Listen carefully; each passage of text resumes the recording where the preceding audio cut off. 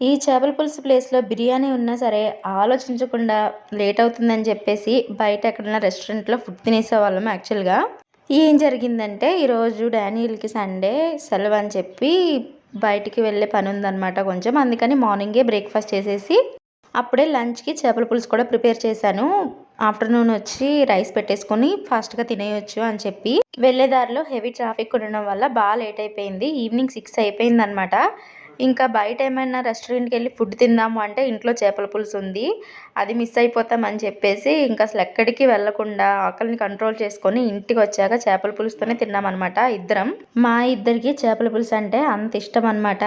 వైజాగ్‌ని మేము మిస్ అవుతున్నాము అంటే అందులో ఇదొక రీజన్ అండి. సీ ఫుడ్ బాగా ఎంజాయ్ చేసేవాళ్ళం వైజాగ్‌లో ఉన్నప్పుడు. పూణే వచ్చాక మాకు 1 మంత్‌కి ఫిష్ ఎక్కడ దొరుకుతుందో తెలిసి తెచ్చుకున్నామనమాట. ఈరోజు కుదిరింది.